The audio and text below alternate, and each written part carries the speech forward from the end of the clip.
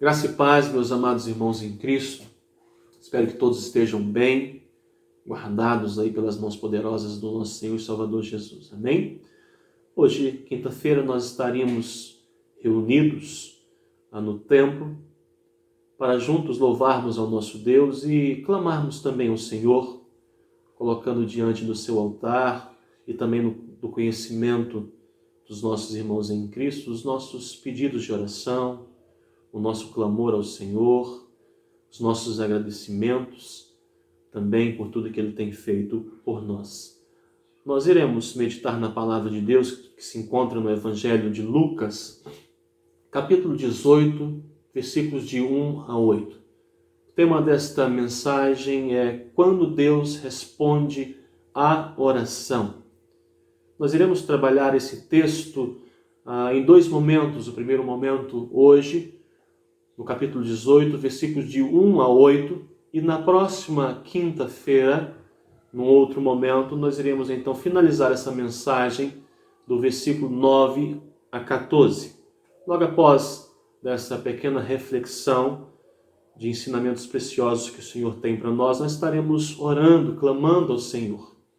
Hoje pela manhã, a irmã Maria Geralda solicitou aos irmãos que colocassem no grupo do WhatsApp da igreja os pedidos de oração, os desejos e anseios, os nossos medos e agradecimentos também ao Senhor. Então, após essa mensagem, eu convoco aos irmãos, assim como os irmãos estão em suas casas, em seus lares, a estar clamando ao Senhor, intercedendo por cada pedido que estará sendo colocado no grupo do WhatsApp. Façamos a leitura da palavra de Deus, que se encontra no Evangelho de Lucas, capítulo 18, versículos de 1 a 8. O texto diz assim: Então Jesus contou aos seus discípulos uma parábola, para mostrar-lhes que eles deviam orar sempre e nunca desanimar. Ele disse: Em certa cidade havia um juiz que não temia a Deus, nem se importava com os homens. E havia naquela cidade uma viúva que se dirigia continuamente a ele, suplicando-lhe: Faze-me justiça contra meu adversário. Por algum tempo ele se recusou, mas finalmente disse a si mesmo: Embora eu não tema a Deus e nem me importe com os homens, essa viúva está me aborrecendo. Vou fazer-lhe justiça para que ela não venha me importunar. E o Senhor continuou: Ouviram o que diz o juiz injusto? Acaso Deus não faria justiça aos seus escolhidos, que clamam a Ele de dia e de noite? Continuará fazendo-os esperar? Eu lhes digo, Ele lhes fará justiça e depressa. Contudo, quando o Filho do Homem vier, encontrará fé na terra? Oremos, meus amados. Louvado seja, Senhor Deus, o Teu nome, Teu santo nome. Te agradecemos, Senhor, pela leitura da Tua palavra. Fala aos nossos corações e nos ensina, Pai querido, através do texto e da explanação do texto, que nós precisamos pedir ao Senhor que nos ensine a orar e que nos ajude a ser perseverante na oração. Em nome de Jesus que eu te oro, com perdão dos meus pecados. Amém. Meus amados irmãos, no texto que nós acabamos de ler, primeiramente Jesus nos dá uma lição. Depois é que ele conta a parábola. E a lição é sobre o dever de orar sempre e nunca esmorecer e nunca desanimar. Esta é a lição presente neste texto, no versículo 1. Depois é que ele começa então a sua parábola. Lucas, ele faz mais uma vez um argumento sempre do menor para o maior. Se um juiz injusto concede o pedido por causa da persistência da viúva, quanto mais o Pai Celestial irá responder à persistência de quem o pede. Esse, portanto, meus amados irmãos, é um contraste não só do humano e do divino, mas também do injusto e do santo. Olha que maravilhoso. nós vamos entender um pouco mais à frente o que é esse contraste de alguém que está pedindo, no caso a viúva, a um juiz injusto, e de nós, os escolhidos, os filhos de Deus, fazendo então o nosso pedido com perseverança, por meio da oração, a um juiz justo, santo, todo-poderoso. Temos lições importantes neste texto e eu quero compartilhar com os amados nessa noite. Em primeiro lugar, a oração é o antídoto contra o desânimo. Mesmo que a oração seja um exercício espiritual que demanda também de nós energia e tempo, a oração não nos leva ao esmorecimento. Na verdade, a falta dela é que nos leva a desanimar ou a continuar desanimados. É quando falta a oração em nossa vida é que somos esmagados pelo desânimo, pelo medo, pela tristeza. Sem oração nós perdemos o vigor espiritual. Sem oração não há poder para que nós possamos enfrentar as lutas, as perseguições e todos os problemas que advêm. Sem oração, perdemos a conexão com as alturas, ou seja, perdemos a conexão com Deus Pai, com o nosso Senhor, com o nosso Salvador. Em segundo lugar, nós precisamos aprender desse texto que a oração precisa ser perseverante. E que a oração perseverante é um dever de cada cristão. Jesus poderia ter falado que a oração é um privilégio, e realmente é, pois falar com Deus é algo maravilhoso, meus amados irmãos. A oração é unir a fraqueza humana a um poder divino, a um Deus todo-poderoso, onipotente, onisciente, onipresente. É conectar-se com Deus. Porém, Jesus afirmou que a oração perseverante é um dever. Deixar de orar, meus irmãos, é um pecado e uma omissão da parte do cristão. É não deixar apenas de desfrutar de um privilégio, mas é também deixar de cumprir uma ordem que o Senhor deixou para nós.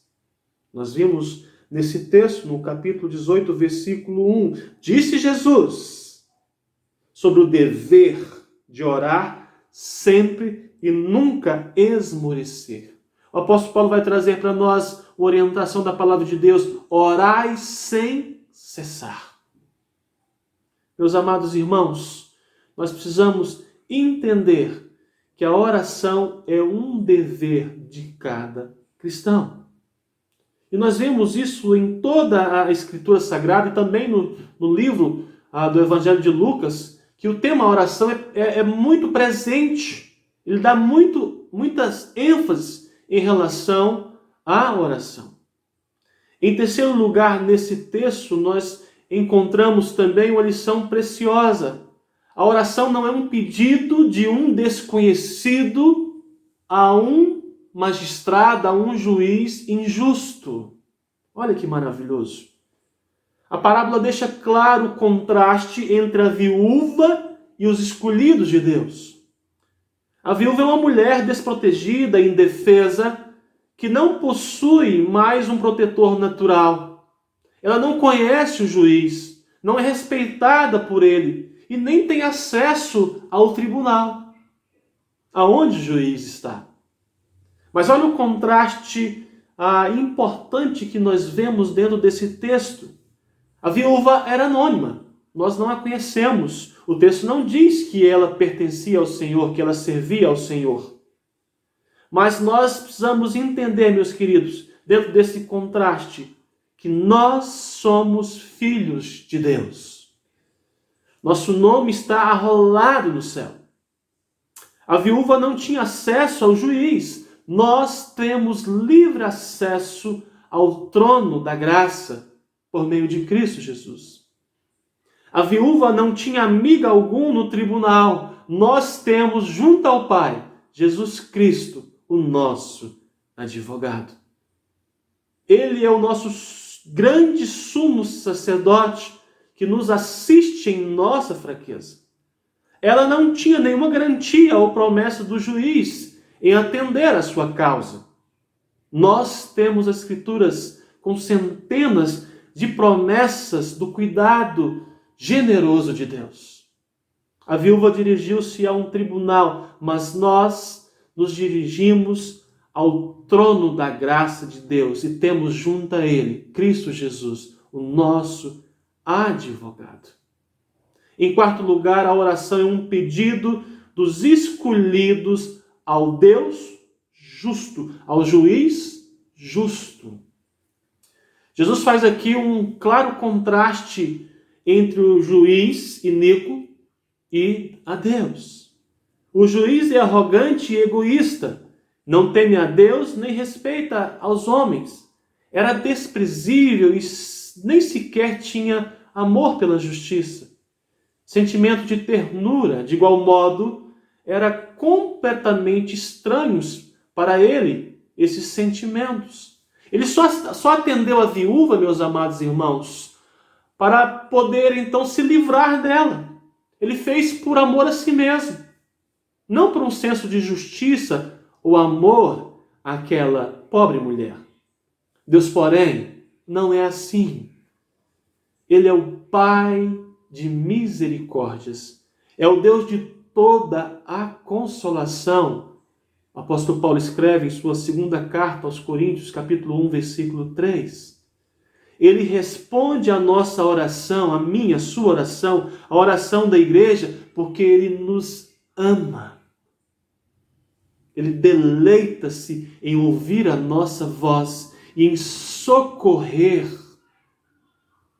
as nossas necessidades. Precisamos, meus amados irmãos, olhar para Deus como um Pai amoroso e não como um juiz severo. Se olharmos para Ele como um Pai e o buscarmos em oração, perseverando, Ele ouvirá e virá em nosso socorro. Nós somos escolhidos de Deus. Deus nos escolheu e nos escolheu na eternidade. Deus nos atraiu para si e nos atraiu com cordas de amor. Se Deus já começou a boa obra em nós, Ele irá completá-la, meus amados irmãos. Então nós precisamos ter plena convicção de que Ele ouvirá a nossa oração e responderá o nosso clamor. Precisamos ter essa convicção. Essa convicção nos ajuda a chegarmos diante de Deus, Pai, para podermos clamarmos a Ele socorro em nome de Jesus. Em quinto lugar, a oração é atendida conforme a agenda de Deus e não a agenda dos homens. É muito importante nós entendermos isso. Toda vez que nós oramos de forma humilde, nós clamamos ao Senhor, nós sempre dizemos que seja feita a tua vontade. Oh, meus amados, é precioso entendermos isso, a chegarmos ao nosso Deus por meio das orações de forma humilde, mas confiante que Ele é um Deus todo-poderoso para poder então responder às nossas orações. Mesmo quando os escolhidos de Deus clamam a Ele de dia e de noite, e mesmo sabendo que Deus nos defende, nem sempre a oração é atendida imediatamente. Precisamos entender que Ele é Senhor e nós apenas servos somos.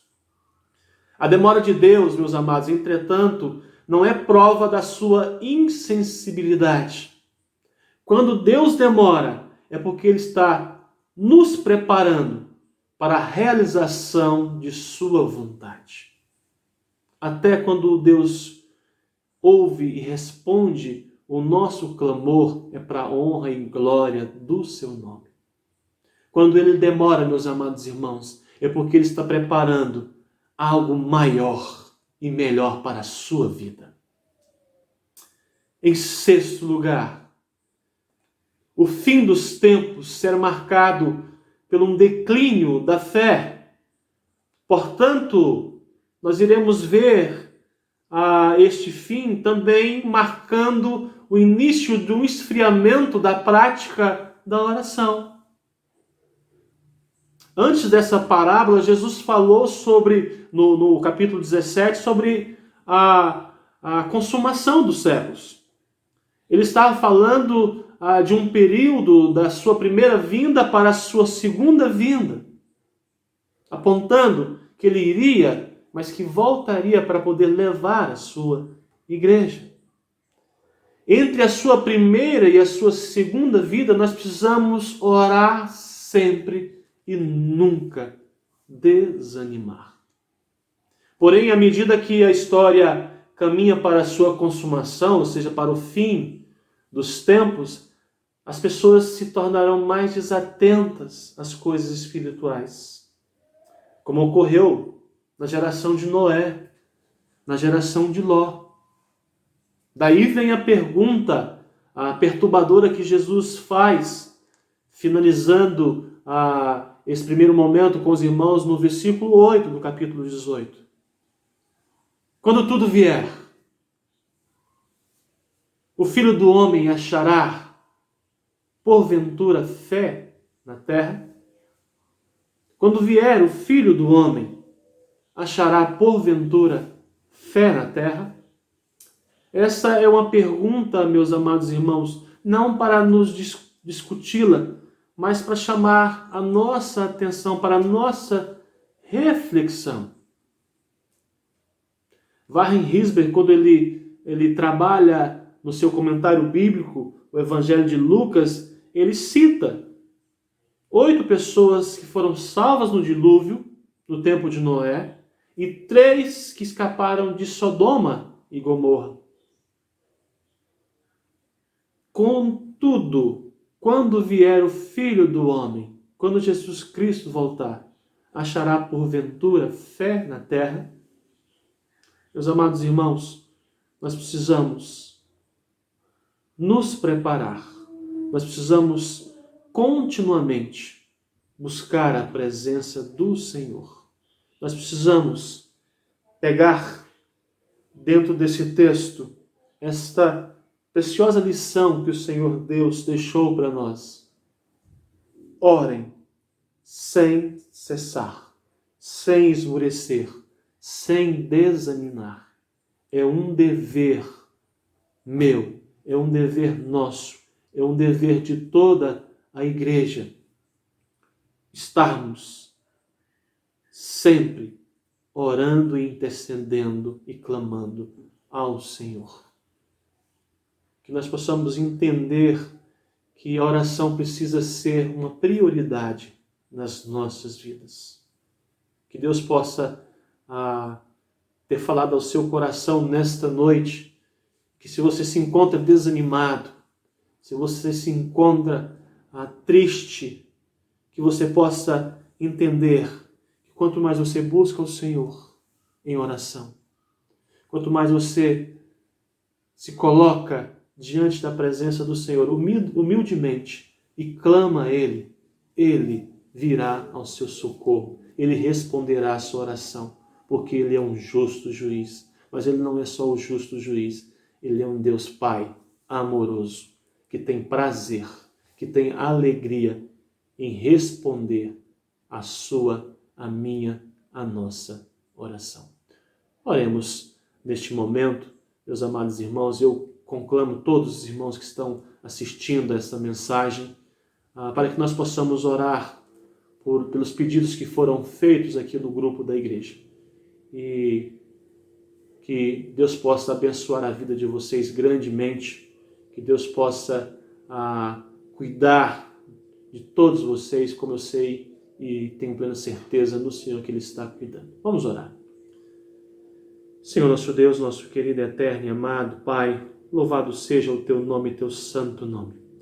Nós viemos, Pai querido, nesta noite primeiramente, pedir perdão pelos nossos pecados, pelas nossas falhas.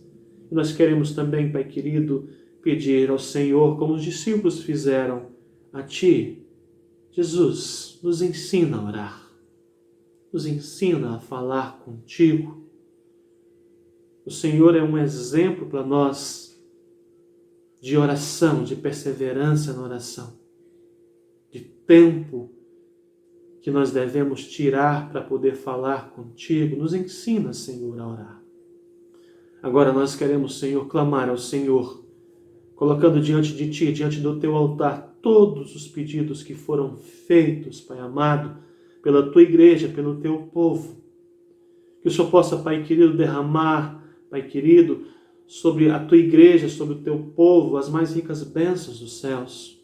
Que o Senhor possa trazer cura, Pai querido, àqueles que estão enfermos, porque nós confiamos no Teu infinito amor. Não há Deus maior, não há Deus tão grande como o nosso Deus. E não há nada impossível para o Senhor. Colocamos, Senhor, todos os enfermos, Pai querido, o Gustavo, Senhor, opera um milagre na sua vida, Pai querido, Pai amado, para a honra e glória do Teu nome. Cuida da sua família, fortalece, Pai amado, a sua família, sua mãe, todos, Pai querido, seus entes queridos. Cuida também, Pai amado, do neto da irmã Jarda, Senhor, que só possa, Pai querido, estar abençoando para que ele possa fazer essa cirurgia e possa se recuperar, retornando, Senhor, para casa. Cuida, Senhor, dos idosos, Pai querido, que só possa, Pai amado, brindá-los, Pai querido, para que eles não possam ser acometidos dessa enfermidade, Senhor. Livra-os de todo mal. Queremos, Pai querido, colocar diante do Teu altar todos aqueles que estão desempregados, Senhor, que o Senhor possa sustentá-los, que o Senhor possa, Pai querido, mesmo em meio a essa pandemia, abrir portas de emprego, e nós sabemos que o Senhor assim pode fazer. Cuida daqueles que estão trabalhando, das empresas, dos proprietários, que o Senhor possa, Pai querido, manter, Pai amado, o emprego daqueles que estão, Pai querido, trabalhando, que precisam, Pai querido, do seu salário para sustento da sua casa, da sua família.